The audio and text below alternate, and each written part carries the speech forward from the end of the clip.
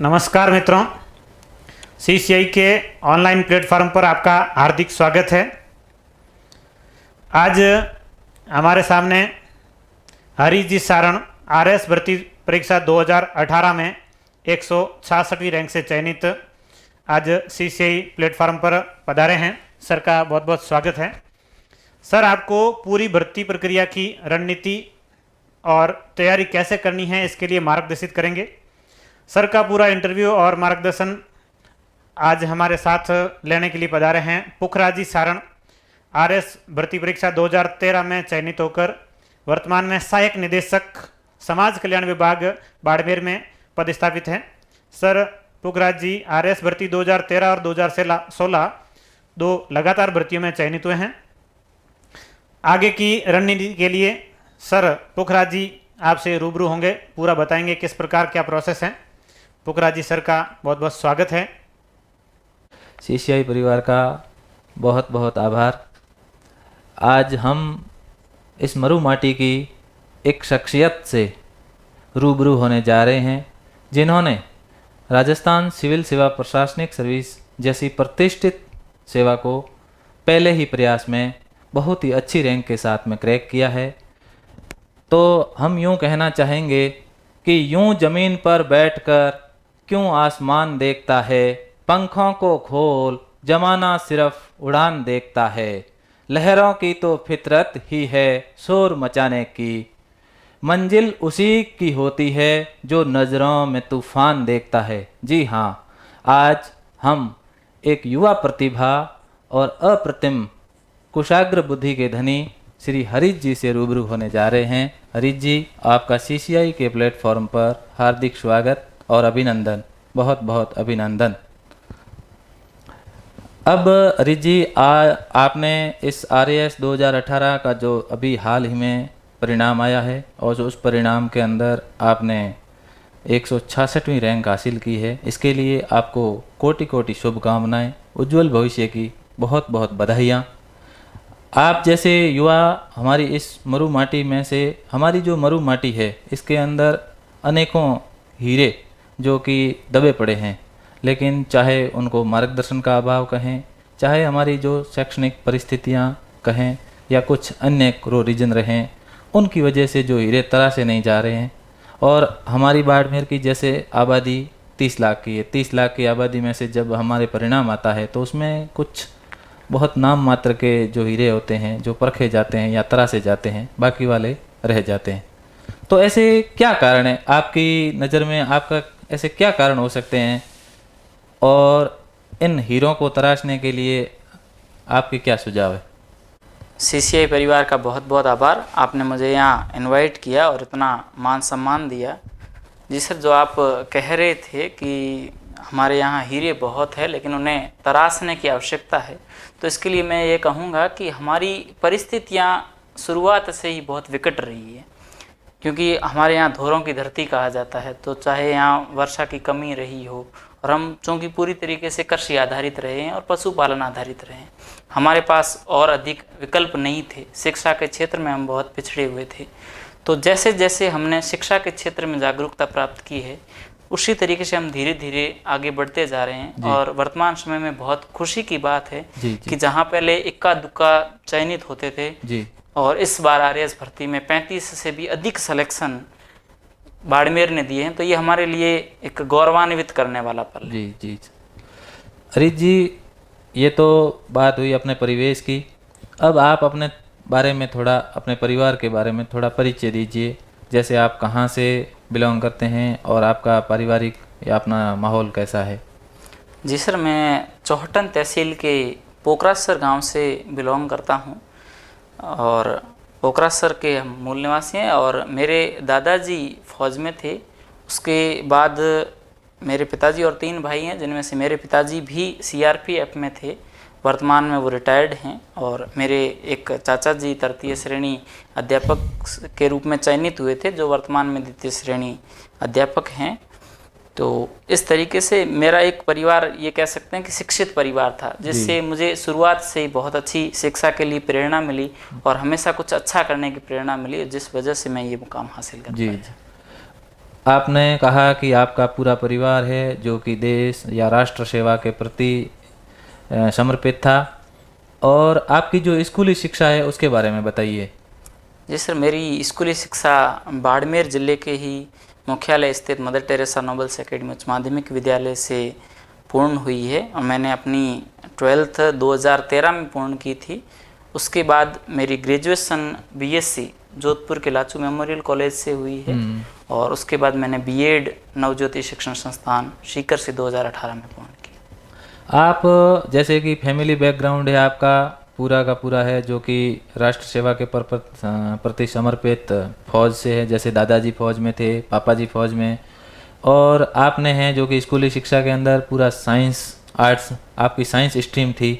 और पारिवारिक और शैक्षणिक दोनों देखें तो ये जो राजस्थान प्रशासनिक सेवा है इसके अंदर जैसे लोग कहते हैं कि आर्ट्स की स्ट्रीम के ही लोग ज़्यादा सक्सेस होते हैं, या फिर विषयों का चयन जैसे 12वीं के अंदर या 10वीं के अंदर, या फिर जैसे मान लो बीए के अंदर है, जैसे लोग आरएएस की तैयारी करना चाहें तो वो 11वीं 12वीं के अंदर ही चयन है, जो इस तरीके से विषयों का करते हैं जो कि प्रशासनिक सेवा, भारतीय प्रशासनिक सेवा हो शायद या चाहे राजस्थान प्रशासनिक सेवा हो, उसमें वो सपोर्ट करे ऐसे विषय लेते हैं।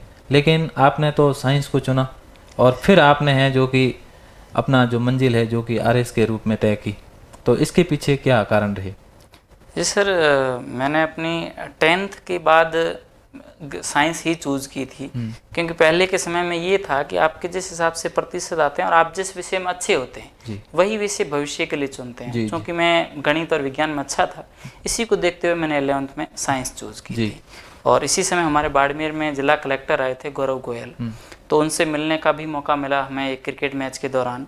उनसे मिलकर के ऐसा लगा कि एक प्रशासनिक पद भी होता है जिसका एक इतना बड़ा कार्य क्षेत्र होता है और इतना बड़ा दायरा होता है जिसके भीतर वो कार्य करता है। तो उनसे एक प्रेरणा ज़रूर मिली थी, लेकिन समय के साथ ज़रूर वो धुंधली हो गई थी। और 12वीं के बाद मैंने बीएससी की थी और बीएससी के दौरान ही हॉस्टल में रहते हुए हमारे एक हॉस्टल मेट थे लाखाराम जी बाना, वो आरएस की तैयारी कर रहे थे। अच्छा। उनसे मुझे प्रेरणा मिली कि क्या सिलेबस होता है, किस तरीके से आरएस होता है।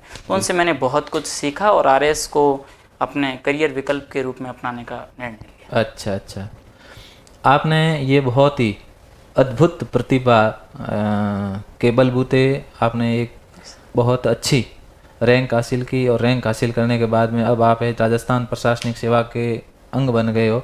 तो इसमें आपकी जो ये सफलता है, जो अद्भुत सफलता है, मतलब जो बहुत हजारों लाखों लोग होते हैं जो सपना लिए होते हैं और उसके बाद में आपको ये बहुत कम लोगों को ये नसीब होती है सफलता, तो आपको ये सफलता मिली है। तो इस सफलता में आप किसका श्रेय मानते हैं? सर, इसके लिए किसी एक व्यक्ति को श्रेय देना ठीक नहीं है। इसके लिए मेरी स्कूली शिक्षा भी उतनी ही महत्वपूर्ण है, अपने गुरुजनों का आशीर्वाद भी उतना महत्वपूर्ण है और मुझे अपने परिवार का पूर्ण सहयोग मिला और समय समय पर दोस्तों का साथ और बड़े ऑफिसर्स का जो पहले से चयनित थे उनका मार्गदर्शन भी मिला। तो सभी के प्रत्यक्ष एवं अप्रत्यक्ष सहयोग से मुझे अपने पहले ही प्रयास में ये सफलता मिली। आपको पहले ही प्रयास में सफलता मिली, इसके लिए हम आपको एक बार पुनः बधाई देना चाहेंगे। बहुत बहुत आभार।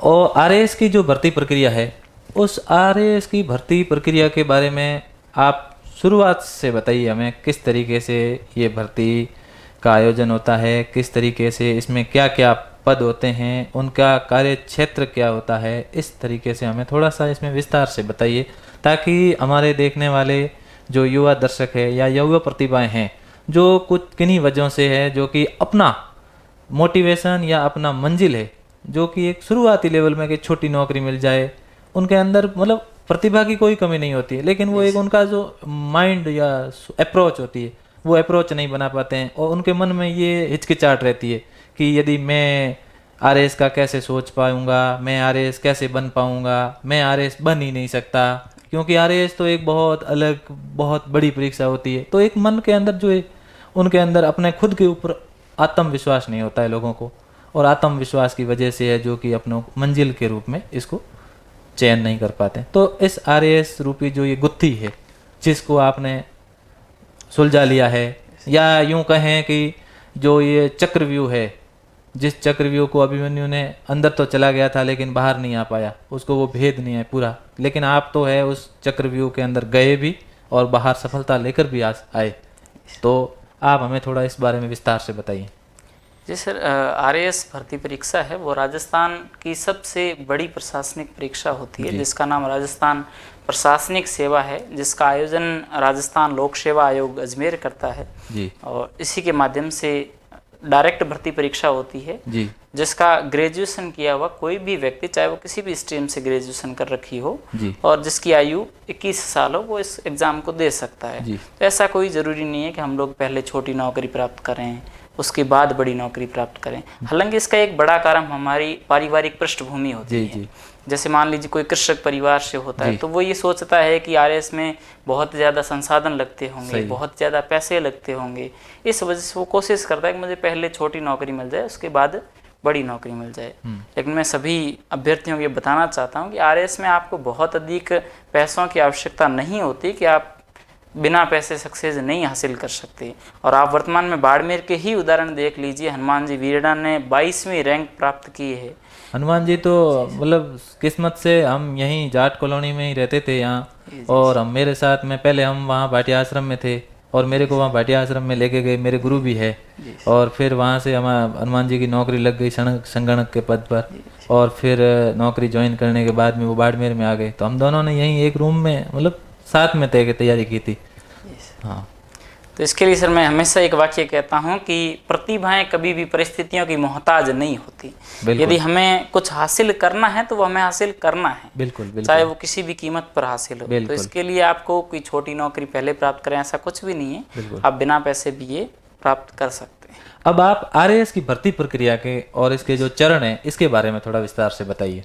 सर, जो आरएएस भर्ती प्रक्रिया होती है इसमें 3 चरण होते हैं, जिसमें पहले आरएएस प्रीलिम्स होता है, उसके बाद आरएएस की मुख्य परीक्षा होती है और तृतीय चरण के रूप में आपका साक्षात्कार होता है। आरएएस प्रीलिम्स में 150 प्रश्न रहते हैं और जिसके लिए आपको 3 घंटे का समय दिया जाता है। उन 150 प्रश्न और जो 200 अंकों के होते हैं, जिनमें नकारात्मक मार्किंग होती है जो आजकल हर एग्जाम में होती है, तो उसको पार करके आपको इस प्रक्रिया में आगे बढ़ना होता है। प्रथम चरण के बाद आप 15 गुना जो वैकेंसी होती है, जैसे मान लीजिए 1000 पद आए तो इसका 15 गुना व्यक्ति हैं, जो आप 15 गुना है वो आगे मेंस के लिए अगले चरण के लिए एलिजिबल हो। अच्छा, उसके बाद आप मेंस दे सकते हैं और मेंस में अलग अलग 4 पेपर होंगे। अच्छा, आरएएस जो प्रीलिम्स ने आपने कहा कि जो प्रथम पेपर एक पेपर होता है जो कि 150 क्वेश्चन आते हैं, तो 150 क्वेश्चन में कुछ ऐसा विषय का वर्गीकरण है, जैसे कौन कौन से विषय है और कौन से विषय का कितने वेटेज है, उनका कितने अंक का, ऐसा? जी सर, अलग से वेटेज नहीं होता, क्योंकि जैसा मेंस में प्रत्येक विषय का वेटेज होता है, जैसे प्री में अलग अलग वेटेज नहीं होता। लेकिन भर्ती प्रक्रिया को बहुत आसान कर रखा है, क्योंकि इसके लिए आरएएस मेंस का अलग से सिलेबस जारी होता है, आरएएस प्री का अलग से सिलेबस जारी होता है, जिसमें आपको पहले से बता दिया जाएगा कि इसमें इतिहास आएगा, ज्योग्राफी आएगी, इकोनॉमी आएगी, मैथ्स आएगी, साइंस आएगी। तो उसके लिए आपको पहले से विषय निर्धारित हैं, सिलेबस निर्धारित है, उसी सिलेबस के अनुसार आपके वो पेपर आए। अच्छा, तो मेंस में आपने कहा कि 4 पेपर होते हैं, तो आप पहले पेपर, दूसरे और तीसरे चौथे पेपर के बारे में थोड़ा बताइएगा। आपने किस तरीके से है जो कि इन पेपरों की सॉल्व करने के लिए रणनीति अपनाई, और जो एक बेहतर रणनीति आम एक स्थापित ऐसे स्टैंडर्ड मतलब सभी के लिए ऐसे कहा जाता है कि जैसे मान लो कोई भी भर्ती परीक्षा हो चाहे, तो उस भर्ती परीक्षा के अंदर सफलता के तो जितने भर्ती परीक्षा में पद होते हैं, जैसे मान लो 1000 पद है तो 1000 तरीके से सफलता तो सब अपने अपने तरीके से प्राप्त करते हैं, लेकिन आपने मतलब जैसे किस तरीके से और इसको जो कि प्रिपेयर किया, तैयारी की? सर, आरएएस मेंस के 4 पेपर होते हैं, प्रत्येक पेपर 200 अंकों का होता है। इसमें एक विषय नहीं होते, करीब 16 विषय होते हैं। अच्छा, प्रत्येक, जैसे मान लीजिए प्रथम पेपर है, तो प्रथम पेपर 3 इकाइयों में बंटा हुआ है। उसमें प्रथम इकाई है इतिहास, द्वितीय इकाई है अर्थशास्त्र, और तृतीय इकाई में 3 छोटे छोटे भाग है वो शामिल किए जाते हैं, जिनमें समाजशास्त्र है, मैनेजमेंट है और ऑडिटिंग है। तो इस हिसाब से आपको सभी विषयों का अलग अलग भारांक पहले से निर्धारित है, उसी अनुसार आपको तैयारी करनी होती है। जैसे मान लीजिए इतिहास है तो 75 अंकों का निर्धारित है, जिसमें आपके भारतीय इतिहास भी आएगा, राजस्थान इतिहास भी आएगा और विश्व इतिहास भी अच्छा। आएगा। अर्थशास्त्र 65 अंकों का निर्धारित है। तो आपके पास पहले से अंक निर्धारण होते हैं, जैसे आपको पता होता है कि आपको किस विषय को कितना समय देना है और किस विषय को किस तरीके से तैयार करना है। अच्छा। जैसे मान लीजिए कि तृतीय इकाई है, तो उसमें प्रत्येक अंक है वो 20-20 अंकों में विभाजित हैं। अच्छा। तो आपको पहले से पता होता है कि इनमें से बड़ा प्रश्न 10 अंकों का नहीं आएगा, तो आप उसी तरीके से उसकी रणनीति अपनाते हैं। अच्छा, तो आपने चयन के लिए कोई ऐसे स्पेशल शेड्यूल या टाइम टेबल या चयन की रणनीति जो पिन पॉइंट या ऐसे बनाया हो, और या फिर ऐसे इसके यूँ कहें कि इसके चयन के लिए क्या रणनीति अपनाई, जैसे प्री को कितना टाइम देना है, मेन को कितना देना है, फिर इंटरव्यू तो बाद की बात है, तो मतलब किस तरीके से आपने रणनीति अपनाई थी? सर मैंने प्री और मेंस के लिए अलग से रणनीति नहीं बनाई थी। अच्छा। फाउंडेशन कोर्स के तहत मैंने प्री और मेंस साथ में तैयार किया था। अच्छा। क्योंकि जैसे ही प्री एग्जाम आया, नोटिफिकेशन आया, और प्री एग्जाम से 2 महीने पूर्व फिर अपना माइंडसेट हमने प्री की तरह कर लिया कि अब हमें केवल और केवल ऑब्जेक्टिव सवालों पे फोकस करना है। अच्छा। उससे पहले आपको मेंस की ही अप्रोच रखनी है। अच्छा। क्योंकि एट द एंड नंबर है वो मेंस के ही जुड़ेंगे, प्री को आपको केवल और केवल क्वालिफाई करना होता है। अच्छा। तो उसी के अकॉर्डिंग प्री को हमने तैयार किया। और मेंस चूँकि 4 पेपर होते हैं, तो आप किसी एक विषय को अधिक समय नहीं दे सकते।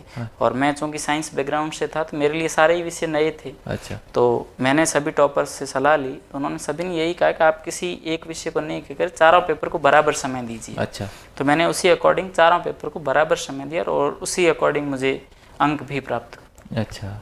अच्छा। अच्छा, तो आप ये बताइए कि जैसे लोग कहते हैं कि ये किताब पढ़नी चाहिए, वो पढ़नी चाहिए, मतलब इसका ऐसी कौन सी किताबें हैं जिनका आपने अध्ययन किया है?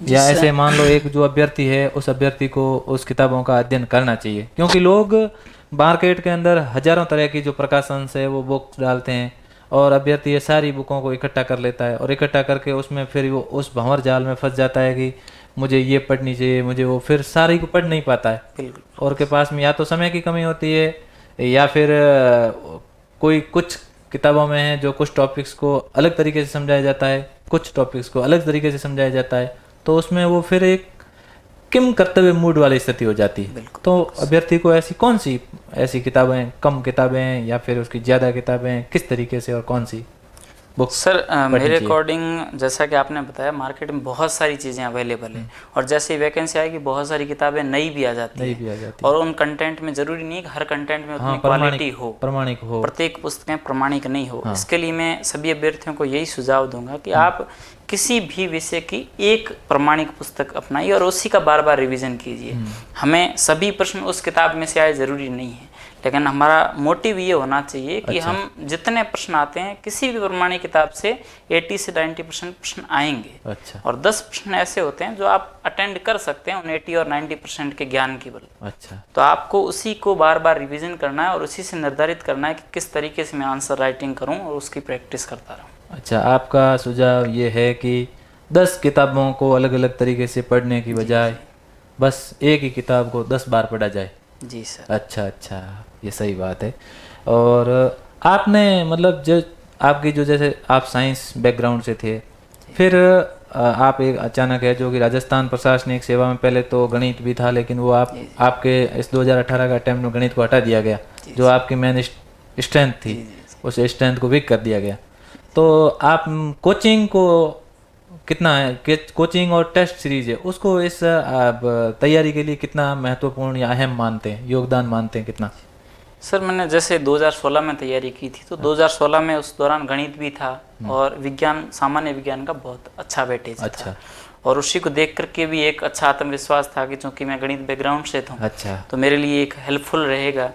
लेकिन जैसे ही तैयारी शुरू की, उसके 1 साल बाद, 6 महीने बाद चूंकि सिलेबस में बदलाव हुआ और गणित को हटा दिया गया। अच्छा अच्छा। लेकिन उसके बाद यही प्रेरणा थी कि जब हमने लक्ष्य को निर्धारित कर लिया आरएस, तो उसके बाद चाहे कोई भी विषय हो, कितना भी पढ़ना हो, हमें पढ़ना है, क्योंकि हमें वो आरएस पद हासिल करना है।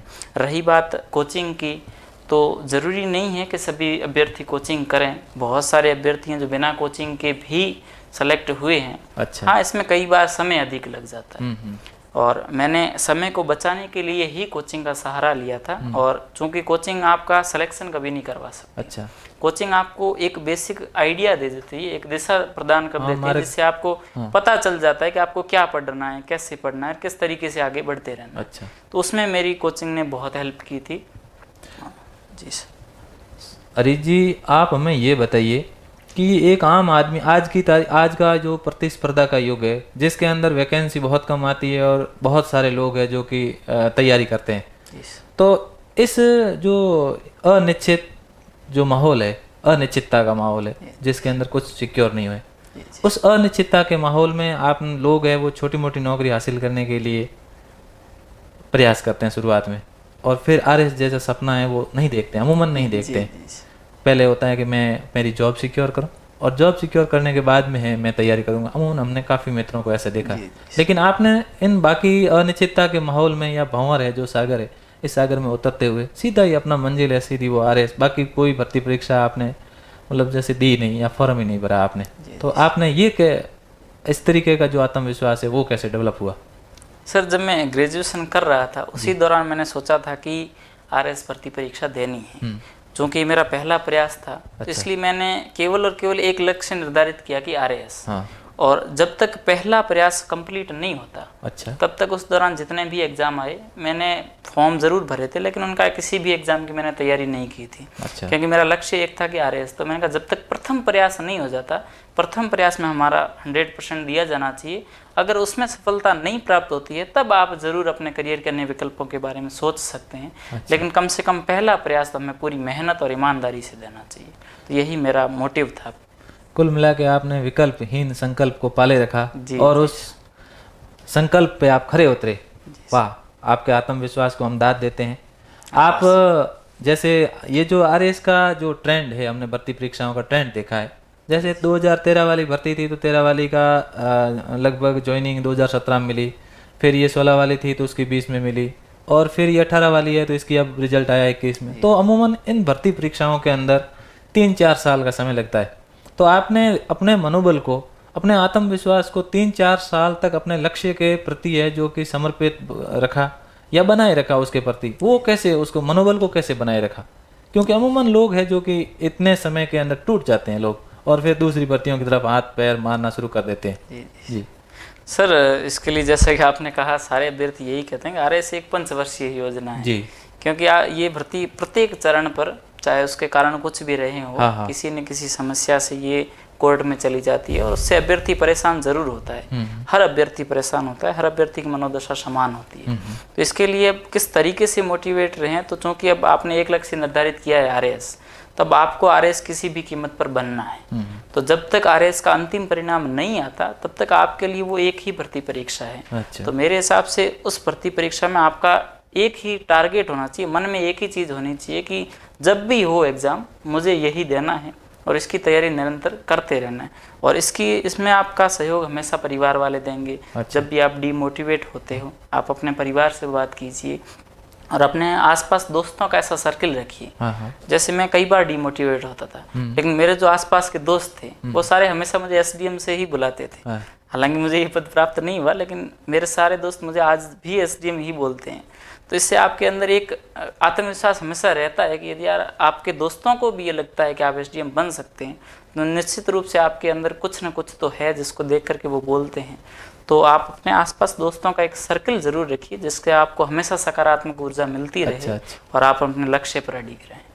आप जैसे कहा आपने कि दोस्तों का बहुत बड़ा योगदान है, तो मतलब ये दोस्तों का जो सिलेक्शन ऑफ है वो कैसे किया जाए कि भाई ये किस तरीके से, और इस ग्रुप स्टडी का जैसे कितना महत्व है? जी सर, ग्रुप स्टडी का अपने अनुसार महत्व है। जैसे आप लोग हर समय ग्रुप में नहीं पढ़ सकते जी। जैसे प्री है उसमें ग्रुप की इतनी आवश्यकता नहीं होती। अच्छा। लेकिन जैसे भी आप मेंस दे रहे हैं तो इसमें आपको आंसर राइटिंग सबसे प्रमुख होता है। अच्छा। तो आप अपने आंसर चेक करने के लिए हर समय आप अपने गुरुजनों के पास भी नहीं जा सकते, उनके पास भी इतना समय नहीं रहता। तो इसके लिए आप जैसे अपने रूममेट हैं वो भी आरएएस की यदि तैयारी कर रहे हैं तो हमारे लिए आसान हो जाता है। अच्छा। कि हम एक दूसरे का आंसर चेक करें और बताएं कि आप इस उत्तर को इस तरीके से लिख सकते हैं और बेहतर इस तरीके से कर सकते हैं। तो उस समय ग्रुप स्टडी बहुत महत्वपूर्ण हो जाती है। जैसे लोग अमूमन कहते हैं कि आरएस एक बहुत बड़ी परीक्षा है, बहुत इसका हवा बहुत बड़ा है, बहुत बड़ा हवा, मतलब अमूमन अपन तो फिर ये जो हवा है उस हवे को आपने मतलब हकीकत में बदला और उस हवे को निकाला, इसके लिए कितने रोजाना कितने घंटे तैयारी करनी चाहिए? जैसा आपने बताया कि आरएस एक बहुत बड़ा हवा बनाया जाता है कि आरएस बहुत बड़ी भर्ती परीक्षा है, इसमें अब हमारा चयन कहाँ होगा। लेकिन वास्तव में ऐसा नहीं है। देखा जाए तो 5 लाख फॉर्म भरे जाते हैं, लेकिन वास्तव में पढ़ने वाले 5000 ही होते हैं। अच्छा। हमारे सर हमेशा कहते थे कि आप 5 लाख फॉर्म को मत देखिए, आप उन पद को देखिए कि आपके पास 1000 पद है, आपको उन पदों को प्राप्त करना है। अच्छा। तो आपका लक्ष्य वो पद होने चाहिए। अच्छा। और दूसरी बात रही आपने समय का कहा, तो हमेशा मैं एक ही बात कहता हूँ, पढ़ाई को घंटों में नहीं तोला जाना चाहिए। और मैंने घंटों के हिसाब से पढ़ाई नहीं की थी, मैं हमेशा प्रतिदिन का एक लक्ष्य निर्धारित करता था। अच्छा। जैसे मैंने 2 विषय पढ़े आज की, इन 2 विषयों को पढ़ूंगा, तो उस 2 विषय में भी मैं टॉपिक डिसाइड करता था। अच्छा। कि आज मुझे इस विषय में यहाँ से लेकर के यहाँ तक इस टॉपिक को ख़त्म करना है। अच्छा। अब उस विषय में यदि आपको 3 घंटे लगते हैं, 4 घंटे लगते हैं, चाहे वो 1.5 घंटे में ख़त्म होता है, तो आपको उस टॉपिक को उस दिन में ख़त्म करना है, चाहे कितने भी घंटे लगे, तो ताकि आपका आगे का समय सारणी है वो न बिगड़े। अच्छा। तो इसके लिए मैं यही कहूँगा, आप टॉपिक निर्धारित करके पढ़ें, न कि घंटों के अनुसार। अच्छा। जो आज अपन आसपास में देखते हैं कि सोशल मीडिया का नेटवर्क है, मोबाइल है हाथ में, इतना इंटरनेट है, इतनी स्पीड है, 2G 5G का ज़माना आ गया। तो आपने ये जो मोबाइल का जो हाथ में आदमी ले लेता है, तो फिर उसके बाद में वो घंटों उसके ऊपर बीत जाते हैं, तो आपने अपने को मोबाइल के इस बीमारी से कैसे मतलब बचाए रखा, और इस मोबाइल का यूज है वो कैसे करना चाहिए और कहाँ तक उपयोगी हो सकता है? जी सर, आपने बिल्कुल सही कहा। वर्तमान में सोशल मीडिया का दायरा है वो बहुत बड़ा हो गया और विस्तृत हो गया, और प्रत्येक व्यक्ति इसको यूज़ करता है। लेकिन हमें कब इसका उपयोग करना है और इसका कब नहीं करना, ये बहुत महत्वपूर्ण है एक अभ्यर्थी के जीवन में। और चूंकि जब आप आरएस की परीक्षा दे रहे होते हो और जब आपकी परीक्षा नज़दीक होती है, तो ये समय बहुत क्रिटिकल होता है, और इसमें आपको सोशल मीडिया से पूर्ण तरीके से दूरी बना लेनी चाहिए। अच्छा। जब तक आपका सिलेक्शन नहीं होता, सिलेक्शन के बाद आपके पास पर्याप्त समय रहेगा, तो जब तक सिलेक्शन नहीं होता तब तक आपको सोशल मीडिया से दूरी बनाए रखनी चाहिए थी। और चूँकि रही बात मोबाइल फ़ोन की, तो इसके लिए आपको स्टडी मटेरियल के रूप में और जुड़े रहने के लिए विभिन्न प्रकार से कौन सा मटेरियल इम्पोर्टेंट है, किस तरीके से हमें उसका उपयोग करना है, तो इसके लिए आपको ज़रूर मोबाइल फ़ोन की आवश्यकता होती है। लेकिन एक लिमिट से अधिक उपयोग हमारे लिए घातक हो सकता है, तो हमें ये भी तय करना होगा कि हमें उसको कितना समय देना है और कितना नहीं देना। अच्छा, अति सर्वत्र वर्ज्यते। बिल्कुल सर, बात ये। बिल्कुल। तो सर, हम आपसे ये जानना चाहेंगे कि जो टेस्ट लोग कहते हैं कि आपकी लेखन राइटिंग स्किल बहुत पावरफुल होनी चाहिए, राइटिंग स्किल के ऊपर, राइटिंग स्किल का कितना बड़ा चयन में योगदान है, और राइटिंग स्किल को सुधार के लिए अपने को क्या करना चाहिए? कोई अभ्यर्थी को, जैसे कोई एक अभ्यर्थी है, उसके लिए क्या करना चाहिए? और उसमें वो लोग कहते हैं कि कीवर्ड चुनो, कीवर्ड के नीचे है जो कि अंडरलाइन करो या फिर अलग कलर से करो। इनका ये बातें सिर्फ कहने के लिए हैं या फिर इसका कोई इम्पोर्टेंस है?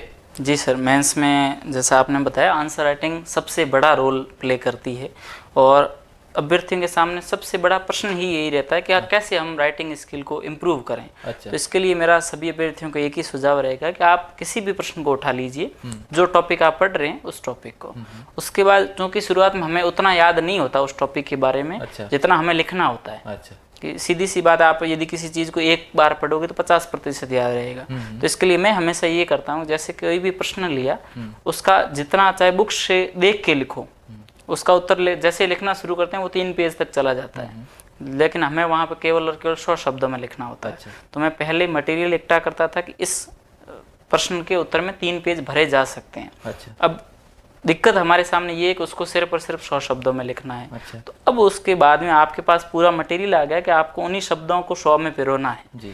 तो आप उसके बाद उसको संक्षिप्तीकरण की कोशिश कीजिए कि इन 300 में से कौन सी लाइनें हट सकती है। अच्छा। कौन से शब्द हट सकते हैं, उनको देख देख के शुरुआत में आपको एक एक प्रश्न में 1.5 से 2 घंटे लगेंगे। अच्छा। हमें लगेगा कि एक प्रश्न में इतना समय मिलता ही नहीं है, लेकिन हमें पहले अंत के बारे में नहीं सोचना है। अच्छा। पहले हमें इतनी मेहनत करनी है कि उस प्रश्न को हम पता चले कि हमें इन्हीं वर्ड को ही लिखना है। अच्छा। जैसे ही प्रैक्टिस शुरू हो गई उसके बाद टेस्ट सीरीज आपकी मदद करेगी कि आपको कौन से प्रश्न को कितना समय देना है, 10 अंकों के कितना देना है, 5 को कितना देना है। अच्छा। उस तरीके से और लगातार निरंतरता बनाए रखने में टेस्ट सीरीज आपका महत्वपूर्ण भूमिका अदा करेगी। अच्छा, प्रत्येक जो प्रश्न है उस प्रश्न के उसको जो डिवाइड के हिसाब से जो समय दिया जाना है वो उनका फ्रेमवर्क अपने रणनीति बनाने में ये टेस्ट सीरीज का अहम योगदान है।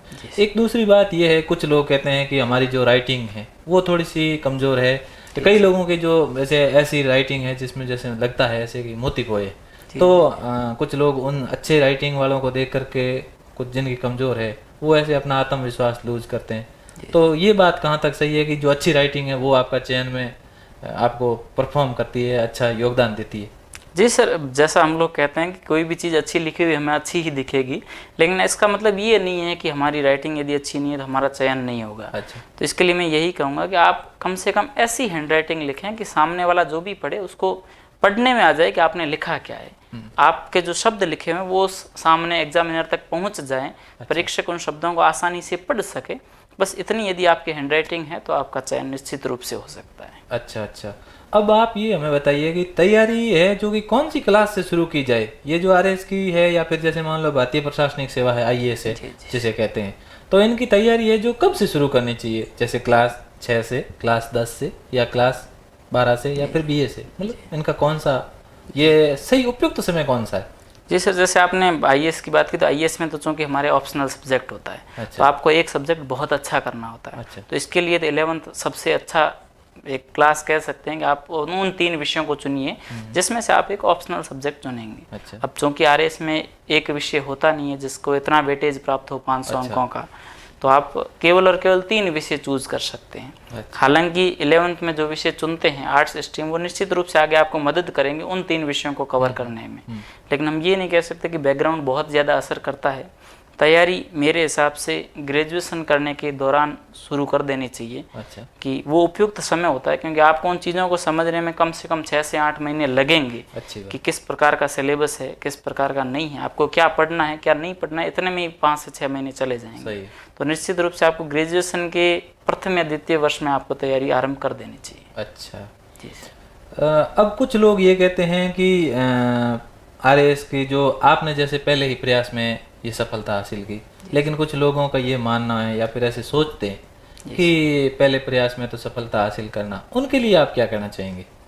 जी सर, मैं यही कहना चाहूँगा, यदि आप निरंतरता बनाए रखते हैं और आपने अपने सिलेबस पे फोकस रखते हैं कि सिलेबस में क्या क्या टॉपिक है, प्रत्येक टॉपिक को आपको कवर करना है।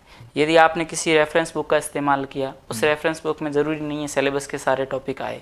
आप देख लीजिए कौन से टॉपिक उस बुक में आ रहे हैं। जो टॉपिक उस बुक में नहीं आते हैं उनको आपको, चाहे वो आप इंटरनेट से कवर करें चाहे किसी अन्य बुक से कवर करें, लेकिन आपको सिलेबस के प्रत्येक बिंदु को कवर करना ही होगा, क्योंकि आपको नहीं पता कि किस टॉपिक से वहाँ प्रश्न बनेगा।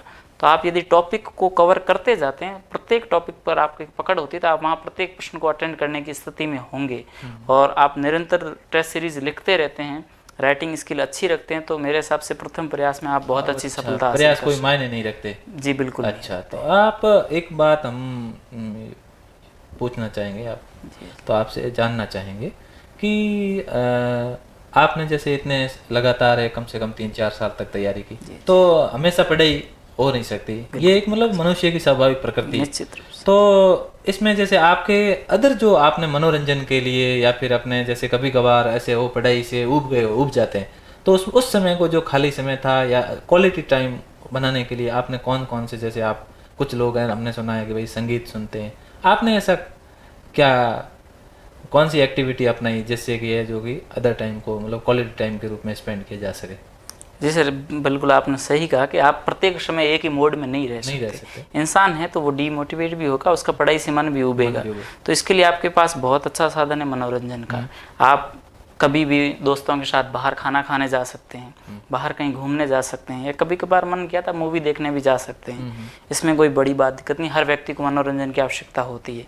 और इसके लिए आपने चूँकि जैसा का म्यूजिक एक बहुत अच्छा स्रोत है, तो आप 5-6 दिन के बाद में यदि आपका मन करे कि नहीं, तो हफ्ते में 1 दिन आप कहीं भी घूम सकते हैं, कहीं भी बाहर मनोरंजन कर सकते हैं, इसमें कोई भी दिक्कत नहीं है। अच्छा। और उसके बाद हमें जो लंबा समय है वो खराब नहीं करना है। अच्छा। आप यदि 5 से 6 घंटे मनोरंजन कर लेते हैं हफ्ते में तो उससे कोई दिक्कत नहीं है, लेकिन हम लगातार यदि पढ़ाई को छोड़ के उससे दूर हो जाते हैं तो वापस वो उस लाइन पर आना बहुत मुश्किल हो जाता है। अच्छा। तो लंबे समय तक पढ़ाई से दूरी नहीं होनी चाहिए। अच्छा, कुल मिला के बात ये है कि वो उसको हैबिट में ना बना लेना चाहिए, बिल्कुल अपनी नहीं, हैबिट। जी जी। अच्छा, तो आप हमें जो नए अभ्यर्थी है, कुछ नए जैसे हमारे कुछ साथी है, जैसे मेरे काफ़ी बहुत सारे साथी है जो अपने आप में बैठे बैठे ये सोचते हैं कि यार मैं आरएस की तैयारी कैसे कर सकता हूँ, मतलब उन युवाओं के लिए जो मतलब थोड़े से असमंजस की स्थिति में है, तो उन युवाओं को आप है जो आप वर्तमान में नौकरी भी लग चुके हैं और जो आगे भविष्य के लिए आप उनको थोड़ा सा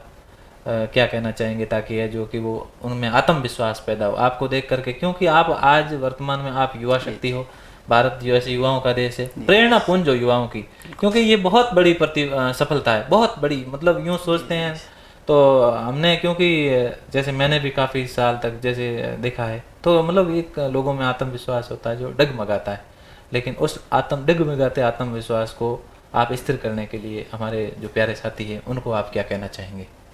जी सर, मैं सबसे पहले सभी अभ्यर्थियों को यही कहना चाहूँगा, आप करियर का कोई भी विकल्प चुनिए। अच्छा। जरूरी नहीं है सभी व्यक्ति आरएस में ही आए, कुछ व्यक्ति अध्यापक भी बनना चाह रहे होंगे, कुछ सेना में भी जाना चाहते हैं, तो आप एक विकल्प चुन लीजिए कि मुझे इसमें जाना है, तो उसके बाद ठान लीजिए कि जब ये चुन लिया तो इसी में ही जाना है। उसके बाद सफलता की सबसे बड़ी कुंजी होती है मेरे अनुसार सिलेबस।